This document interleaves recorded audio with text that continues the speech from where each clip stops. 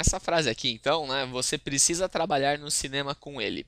Né, uma resposta muito comum colocada dessa frase foi You need to work to the movies with him. Legal. Então vamos dar uma olhadinha como é que seria o correto. You need to work at the movies with him. Né? Sendo que esse at, então, ele dá aquela ideia de permanência, né? Seria o no cinema, o at the movies, no cinema, né? E por que que então eu tenho que usar o at no caso aqui? Como eu já estou no cinema, no caso eu preciso trabalhar no cinema, eu estou dando simplesmente o local que eu preciso fazer.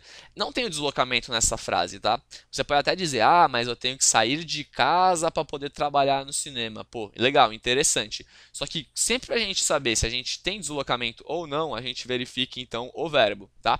No caso, por exemplo, o verbo preciso trabalhar, ou então só o trabalhar, ele não tem deslocamento.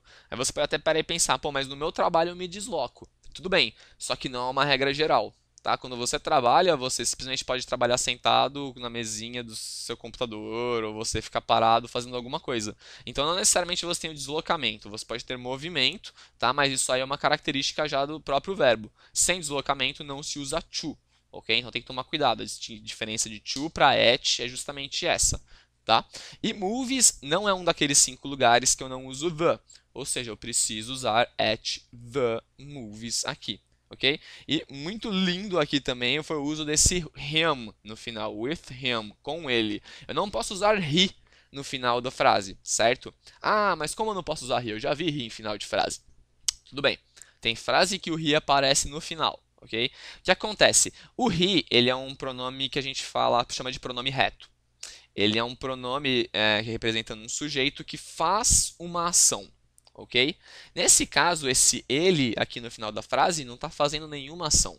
Quando ele não faz ação, quando ele só sofre, ou quando ele é parte de uma ação, mas sem realizar essa ação, sem fazer a ação, você usa então o que a gente chama de pronome oblíquo, que é o me, you, him, her, us, them, tá? Então a gente não pode usar o he, por exemplo, ou um she no final da frase, ok?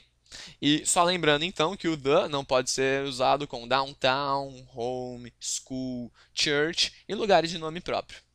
Ok?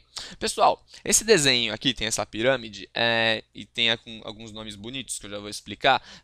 Foi colocado aqui justamente por uma outra questão, tá? Um pessoal foi fazendo os exercícios também, muita gente comentava, eu tenho certeza, para mim 100% de certeza, que a frase que eu coloquei está correta e o portal está acusando-a como errada.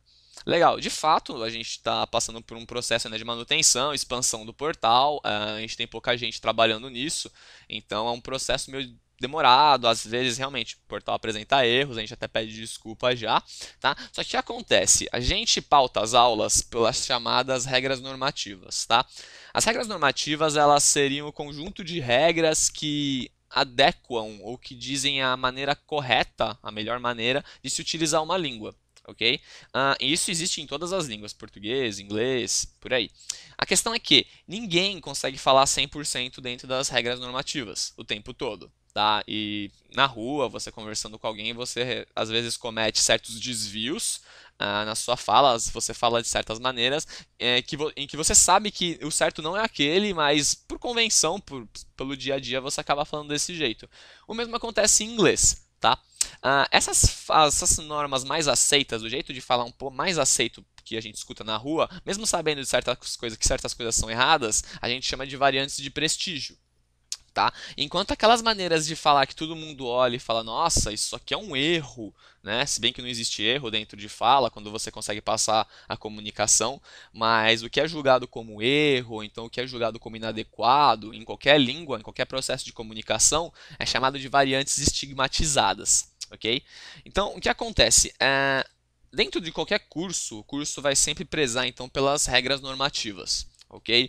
Às vezes a frase que você fez, a tradução que você fez e colocou no portal, ela não contém a preposição certa, a preposição adequada para aquele momento, ou então existe a falta de um auxiliar, por exemplo, a troca do lugar da característica com o objeto, que são erros muito comuns em quem fala português e está aprendendo inglês, tá?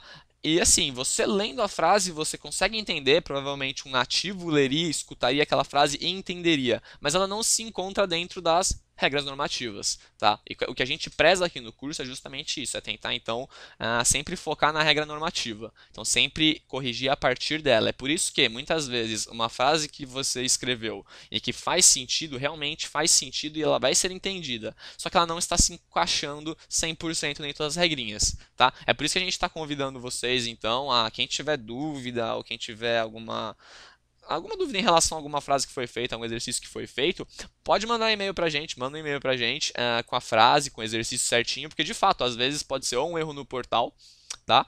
Ou às vezes pode ser algum detalhe muito pequeno, uma coisa muito boba, uma regra muito diferente que é mais complicadinha de ser utilizada, que pode estar faltando na frase. E a gente vai estar procurando então auxiliar e ajudar, sempre na medida do possível também, conforme vocês mandarem e-mails. É muito e-mail, a gente está em pouca gente, mas é um trabalho que a gente gosta muito de realizar e tá fazendo com vocês. Então, no que a gente puder ajudar, a gente ajuda sempre.